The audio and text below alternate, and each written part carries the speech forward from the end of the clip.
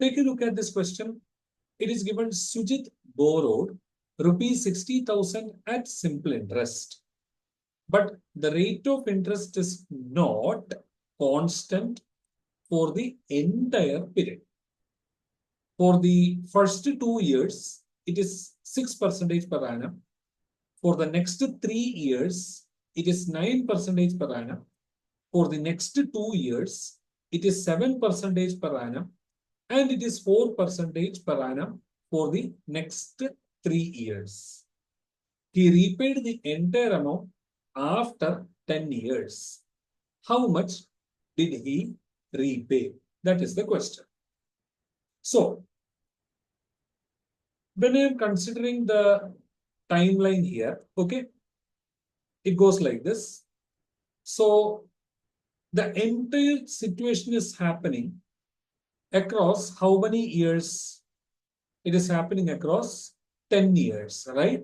Because that's what in the question, last line of the question, when you consider, he repaid the entire amount after 10 years. And the question is, how much did he repay? Okay, so they are asking about what is the final amount that Sujit has repaid. Okay, so in the beginning, he has borrowed 60,000 rupees. Okay, now the rate of interest, it is not constant for the entire period. For the first 2 years, it is 6% per annum. Okay, so when I am considering 2 years, okay, you can see that the rate of interest, it is 6% per annum. Now, for the next 3 years, it is 9% per annum. So, I'm considering the next 3 years here. Okay. So, for that next 3 years, it is 9% per annum. So, 2 plus 3, 5 years over. Now, for the next 2 years, it is 7% per annum. So, I'm considering next 2 years, it is 7% per annum. So, when you are drawing the diagram, try to maintain the scale. This two maintain the same, somewhat the same distance here. For the next 2 years, you can consider it is at the rate of 7% per annum. So we have taken care of this. And it is 4% per annum for the next 3 years.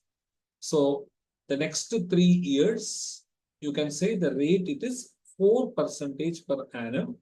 And thus, we can see that 2 plus 3, 5. 2 plus 3, 5, and 5 plus 5. In 10 years, he is repaying that entire loan amount. Okay. Now, the question is, how much did he repay? So, let us do one thing. Let us calculate what is the simple interest associated with this borrower. Okay. So, we remember that simple interest is equal to PNR by 100. So, what's happening with the first 2 years? The simple interest will be P N R upon 100. So this is the simple interest for the first 2 years, right? Plus, let's now calculate the simple interest for the next 3 years. So the principal amount is still 60,000. Okay, I have to make it 60,000. Okay, so 60,000. Just a second, I will correct it here.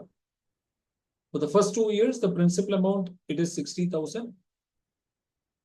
Number of years, it is 2. Rate of interest, it is 6. PNR by 100. For the next 3 years, it is 60,000. Principal is 60,000. Number of years is 3. Rate of interest is 9. PNR by 100.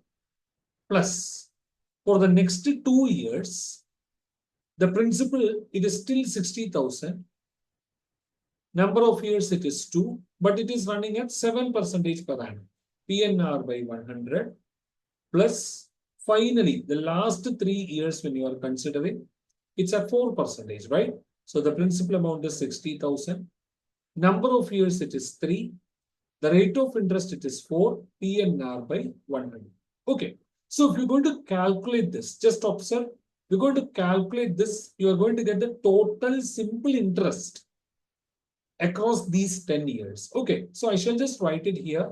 The total simple interest across these 10 years, when you do the calculation, I can see that this amount will come as 39,000.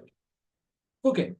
I request all of you to take time to calculate this, and then you can say this will come here as 39,000 rupees. That's a total simple interest.